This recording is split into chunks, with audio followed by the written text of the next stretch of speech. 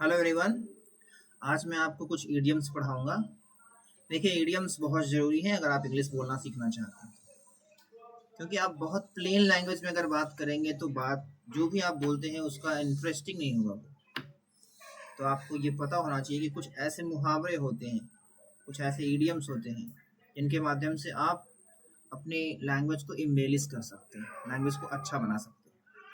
तो पहला जो इडियम है जो मैं आपको बताना चाहूँगा वो है अ ब्लेसिंग इन डिस्गाइज। अब ब्लेसिंग इन डिस्गाइज का मतलब होता है, ब्लेसिंग मतलब होता है आशीर्वाद, डिस्गाइज का मतलब होता है छुपा हुआ। तो कोई आशीर्वाद, कोई अच्छी चीज छुपी हुई है। अब आप सोचेंगे क्या मतलब हो सकता है इसका।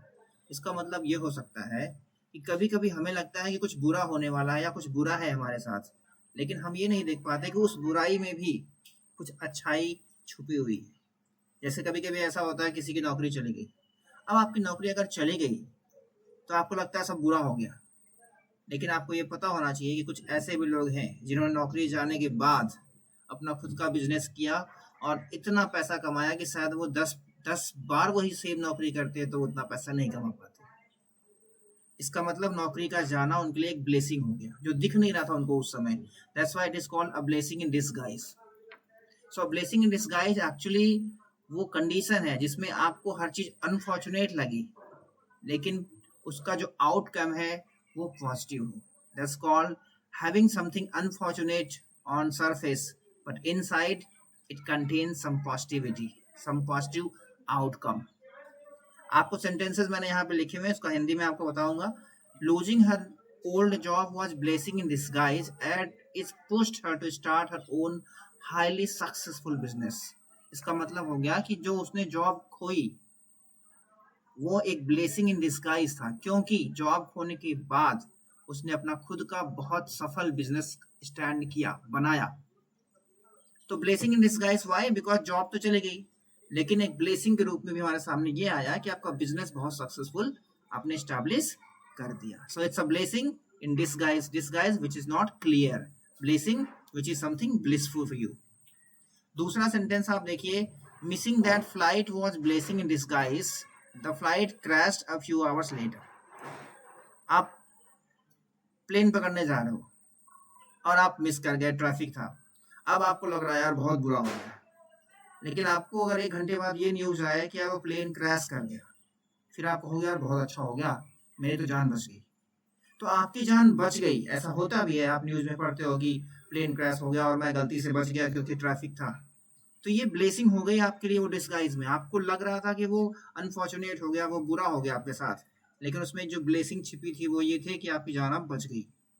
तो कई बार ऐसा होता है कि हमें दिखता कुछ और है और इनसाइड कुछ हमारे लिए पॉजिटिव आउटकम होता है।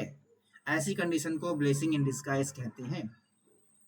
ठीक है, I hope you got this. दूसरे ईडियम की तरफ में जाऊंगा, वो है बीट अराउंड या about the bush. Beat around या अबाउट द बुश दोनों ही सही होते हैं, तो आप अराउंड यूज करिए, अबाउट यूज कर सकते हैं, दोनों यूज कर सकते हैं। इसका मतलब होता है कि जब आप ऐसी बातें करते हैं जिसका कोई मतलब नहीं है, आप पॉइंट की बात नहीं कर रहे हैं, दुनिया भर की बातें घुमा फिरा के कर रहे हैं, लेकिन जो मेन मुद्दा है उससे भटक गए हैं। तो कहते हैं भाई इधर उधर की बातें क्यों कर रहा है, सीधे सीधे बोलना क्या चाहिए, क्या कहना क्या चाहता है। इसे कहते हैं beat around about the bush, क्या फालतू की बातें कर रहे। So, हम सेंटेंस में आते हैं, देखिए, don't beat about the bush, don't beat around the bush भी सही है, दोनों एक ही, गेट टू द पॉइंट। तो फालतू बातें मत करिए, पॉइंट पे आइए, वो बात करिए जो जरूरी है। That's called don't beat around या अबाउट द बुश। दूसरा सेंटेंस है please stop beating about the bush and tell me what you need. तो कभी कभी ऐसा होता है पेरेंट्स से आप कुछ मांगना चाहते हो तो पेरेंट ने कहा भाई जो चाहिए सीधे सीधे बता दे, ये इधर उधर की बातें क्यों घुमा के बात कर रहा है, ये चाहिए वो चाहिए दुनिया भर की नहीं, जो क्लियर है जो चाहिए वो बताओ सीधा सीधा। That's called stop beating about the Bush, फालतू बातें करना बंद करो और वो बताओ जो तुम्हें चाहिए। सो बीट अराउंड या अबाउट द बुश का मतलब होता है ऐसी बातें करना जिसका कोई इंपॉर्टेंट ना हो। यस, जो फालतू की बातें हो, जो पॉइंट की बात नहीं है, जो इंपॉर्टेंट बात ना हो, बल्कि इधर उधर की बातें हैं सिर्फ घुमाने के लिए, सिर्फ कंफ्यूज करने के लिए। तीसरा इडियम है better later than never, better late than never. इसका मतलब होता है कि आप लेट हो जाओ वो चल जाएगा, लेकिन काम ही मत करो। मान लो आपने इंग्लिश बोलना सीखना है, आप कहे कि यार मैं तो 40 साल का हो गया हूँ, तो अब तो नहीं कर सकते। नहीं कर सकते हो। ना करने से अच्छा है कि लेट ही करो। That's called better late than never. ना करने से अच्छा है लेट ही करो। बेटर मतलब अच्छा होता है, किसी चीज से बेहतर। तो लेट होना इज बेहतर ना करने से। सो इंग्लिश बोलना सीखना है, स्टार्ट करो। ये मत सोचो कितनी एज के हो। So that's called better late than never. शुरू करिए, ना करने से वो बेहतर होता है। इसके दो सेंटेंसेस मैंने लिखे हुए हैं। Dan finally paid me the money he owed me, well better late than never. उसने मुझे मेरा जो पैसा था उसने मुझे लौटा दिया। ठीक है यार, लेट किया, लेकिन ऐसा तो नहीं किया कि नहीं दिया। That's called better late than never. दूसरा सेंटेंस आपके सामने है, वो ये है, you can tell him now better late than never. आपको किसी से कुछ बात करनी है, तो हमने कहा you can tell him now, अभी बोल दो जाके। ना बोलने से अच्छा है कि ठीक है लेट हो गया, कोई बात नहीं, लेट ही है सही, लेकिन बोलो। ना बोलने से अच्छा है कि आप उस बात को बोलें। You can tell him now, अभी जाके बोल दो। बेटर लेट देन नेवर, अच्छा होता है कि आप बात को बोल दें ना बोलने की तुलना में। सो आई होप आपको ये तीनों इडियम्स समझ में आ गए होंगे। दो और हैं जिस पे हम चलते हैं। Come on, come to this. ये है ब्रेक अ लेग।